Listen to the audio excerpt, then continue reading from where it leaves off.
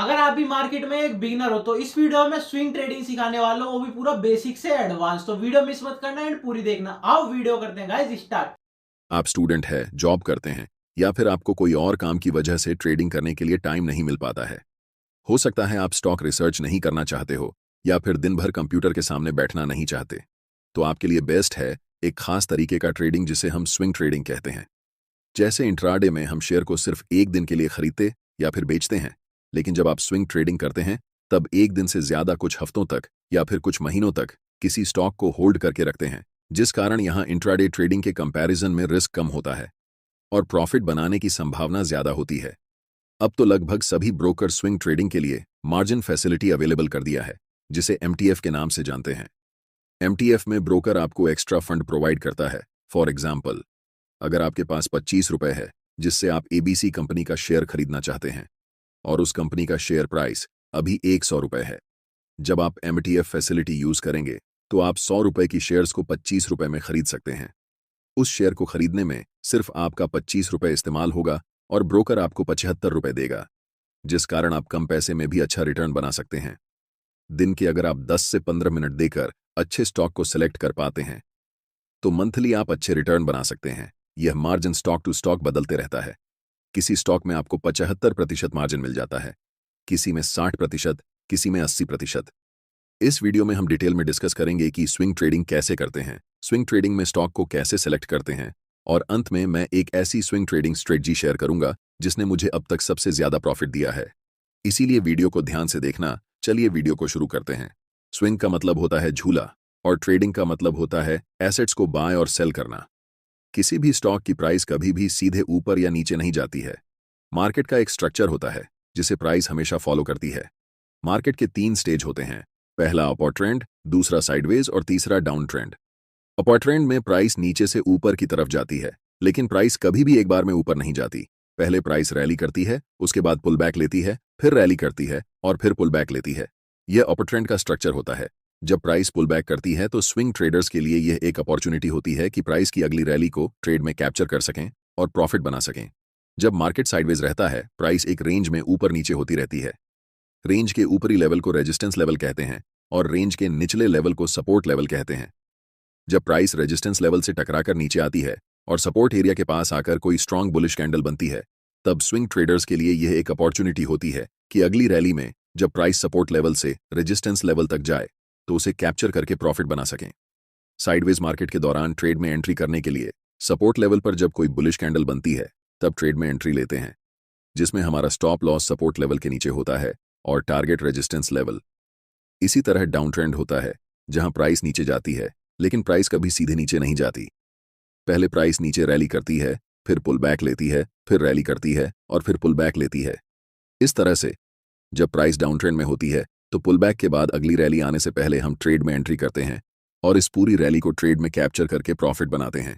Swing traders को benefit मिल जाता है कि उस स्टॉक की फंडामेंटल देखने की ज्यादा जरूरत नहीं होती।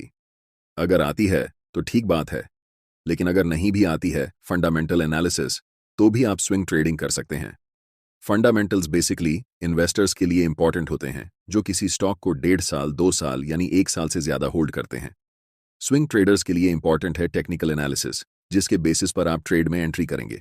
इसलिए टेक्निकल एनालिसिस आपको अच्छी तरह से पता होनी चाहिए। दूसरा बेनिफिट, जब आप स्विंग ट्रेडिंग करते हैं तब आपके पास कोई लिमिटेशन नहीं होता कि किसी शेयर को कितने दिन तक होल्ड करेंगे, क्योंकि जब आपका ब्रोकर आपको एमटीएफ फैसिलिटी प्रोवाइड करता है तो उसके एग्रीमेंट में साफ साफ लिखा होता है कि जो पैसा आपको ब्रोकर प्रोवाइड कर रहा है उस पर ब्रोकर एक फिक्स्ड इंटरेस्ट रेट चार्ज करता है।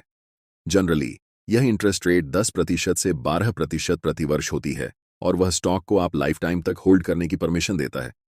लेकिन आप स्विंग ट्रेडर हैं तो आप 5 से 10 दिन या फिर महीने तक स्टॉक को अपने पोर्टफोलियो में रखते हैं और जब आपको डिसेंट प्रॉफिट मिल जाता है तब स्टॉक को बेच देते हैं। स्विंग ट्रेडर्स के लिए सबसे इंपॉर्टेंट होता है सही स्टॉक को सेलेक्ट करना जो उसे प्रॉफिट बनाकर दे सके। इसलिए अगर आप अब तक ध्यान नहीं दे रहे थे तो कोई बात नहीं, अब ध्यान से देखिए।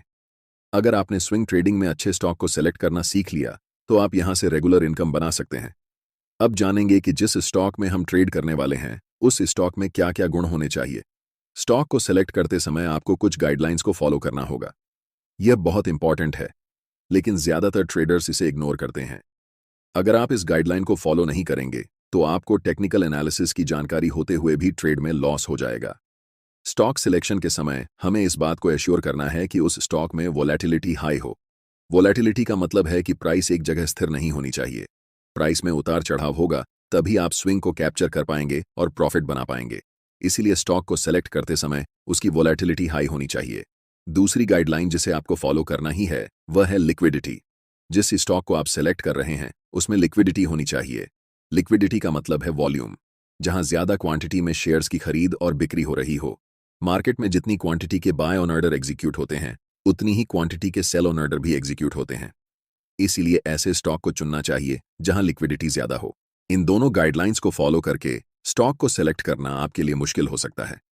अगर आप इतना रिसर्च नहीं करना चाहते तो आपके लिए सलाह है कि आप लार्ज कैप और मिड कैप के स्टॉक्स को ही सेलेक्ट करें। स्मॉल कैप के स्टॉक्स को सेलेक्ट करना आपके लिए लॉस का सौदा हो सकता है, क्योंकि छोटे स्टॉक्स को ऑपरेटर द्वारा आसानी से मैनिपुलेट किया जा सकता है, जिससे ऐसे स्टॉक्स में टेक्निकल एनालिसिस अच्छे से काम नहीं करता है। दूसरा, छोटे स्टॉक्स में लिक्विडिटी का इशू हो सकता है, इसलिए भी इन्हें अवॉइड करना चाहिए। अब बात करते हैं स्ट्रेटजी स्टॉक सिलेक्शन की। वैसे तो स्विंग ट्रेडिंग के लिए मार्केट में बहुत सारी स्ट्रेटजीज हैं, लेकिन हम यहां उसी की बात करेंगे जिसे मैं खुद यूज करता हूं। हम आपको एक ऐसा मैजिक सेटअप बताएंगे जिसे यूज करके आप हाई रिस्क रिवॉर्ड रिटर्न वाले ट्रेड में एंट्री लेकर बड़े प्रॉफिट बना सकते हैं। ये स्ट्रेटजी मैं खुद भी यूज करता हूं और ये मेरे लिए बहुत अच्छा काम करती है। लेकिन उससे पहले हमें वॉल्यूम को जानना होगा कि वॉल्यूम क्या है। वॉल्यूम एक पार्टिकुलर टाइम में कितने बाय ऑर्डर और कितने सेल ऑर्डर एग्जीक्यूट हुए ये बताता है। मतलब अगर हम वन डे टाइम फ्रेम में चार्ट को लगाते हैं तो हर एक कैंडल हमें पूरे दिन में मार्केट कहां से शुरू हुई, कहां बंद हुई, कितना ऊपर तक गया और कितना नीचे तक गया, ये सारा इंफॉर्मेशन बताती है। उस कैंडल के नीचे चार्ट के बेस पर हमें वॉल्यूम दिखता है, जो बताता है कि उस दिन कितनी क्वांटिटी में उस स्टॉक के बाय और सेल ऑर्डर एग्जीक्यूट हुए। आपको पता है कि मार्केट में बाय और सेल एग्जीक्यूटेड ऑर्डर्स बराबर होते हैं। फॉर एग्जाम्पल, अगर इस दिन एक 120 क्वांटिटी में बाय ऑर्डर लगे लेकिन सिर्फ 100 क्वांटिटी में सेल ऑर्डर लगे, तो इस सिचुएशन में 100 क्वांटिटी ही एग्जीक्यूट होंगी, बाकी बचे बायर्स की 20 क्वांटिटी बची रह जाएगी। यहां पर बायर्स की 100 क्वांटिटी और सेलर्स की 100 क्वांटिटी का मतलब है कि इस दिन टोटल वॉल्यूम 100 होगी। जब कभी भी चार्ट्स पर हमें ज्यादा वॉल्यूम दिखे, यानी कि वॉल्यूम बार की हाइट नॉर्मल वॉल्यूम बार से थोड़ी ज्यादा हो, इसका मतलब होता है कि उस स्टॉक में उस पार्टिकुलर टाइम में ज्यादा बाय और सेल ऑर्डर्स एग्जीक्यूट हुए हैं। लेकिन नॉर्मल ट्रेड की तरह हमें सिर्फ हाई वॉल्यूम पर ट्रेड एंट्री नहीं लेनी है। हम बहुत सारे कंफर्मेशन देखेंगे ट्रेड लेने से पहले, जिससे हमारी ट्रेड की एक्यूरेसी 70 से 80% होगी। ट्रेड लेते समय हमें ऐसे स्टॉक को ढूंढना है जहां पर प्राइस स्ट्रॉन्ग अपर ट्रेंड में चल रहा हो। यह हम कैसे ढूंढेंगे यह भी जान लेते हैं। हमें गूगल पर सर्च करना है 52 हफ्ते हाई स्टॉक्स, तो हमें मनी कंट्रोल की वेबसाइट दिखेगी जिसे ओपन करना है। यहां पर आपको सारे स्टॉक्स के नाम दिख जाएंगे जो 52 हफ्ते की हाई पर चल रहे होंगे। इन सभी को आप अपने ट्रेडिंग व्यू या जिस ब्रोकर में ट्रेड करते हैं वहां पर विश लिस्ट में ऐड कर लेना है। चलिए जानते हैं ट्रेड में एंट्री के लिए हम कौन कौन सी चीज चार्ट्स पर देखेंगे। नंबर 1, उस स्टॉक की प्राइस स्ट्रॉन्ग अप ट्रेंड में हो। स्ट्रॉन्ग अप ट्रेंड मतलब हायर हाई बनाते हुए ऊपर की ओर जा रही हो। नंबर 2, उस चार्ट पर कंटिन्यूअस पैटर्न होना चाहिए। कंटिन्यूअस पैटर्न में असेंडिंग ट्रायंगल या फ्लैग एंड पोल होना चाहिए। बहुत सारे ट्रेडर्स चार्ट पैटर्न्स को रैंडमली ट्रेड करते हैं और लॉस कर लेते हैं, लेकिन उन्हें यह नहीं पता होता कि किस चार्ट पैटर्न को किस सिचुएशन में ट्रेड करेंगे।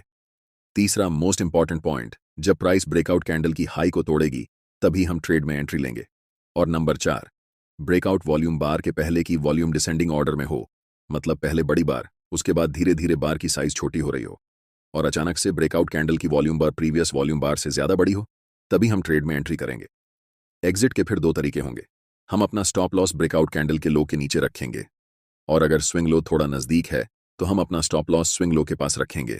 टारगेट के लिए डिफरेंट मेथड्स यूज कर सकते हैं। या तो हम एक फिक्स्ड रिस्क रिवॉर्ड लेकर मार्केट से निकलेंगे, जिसमें एक है 3 मिनिमम रिस्क रिवॉर्ड होना चाहिए अगर आप फिक्स्ड रिस्क रिवॉर्ड के हिसाब से ट्रेड से एग्जिट लेते हैं। और दूसरा तरीका एग्जिट लेने का यह है कि आप 9 EMI को चार्ट पर लगाएंगे और ट्रेड को तब तक राइड करेंगे जब तक कैंडल 9 EMI के नीचे क्लोज नहीं हो जाती। ज्यादातर केस में मैं 9 EMI को फॉलो करता हूं ट्रेड को एग्जिट करने के लिए, क्योंकि स्विंग ट्रेडिंग में जब प्राइस एक बार बढ़ना शुरू होती है तो बहुत दिनों तक अप ट्रेंड चलती है, जिससे हमें बड़े प्रॉफिट कैप्चर करने का मौका मिलता है। चलिए अब इसे एग्जाम्पल की मदद से समझते हैं। स्क्रीन पर दिख रहा चार्ट वनडे टाइम फ्रेम में IRFEC का है, जो पहले से अपर ट्रेंड में है।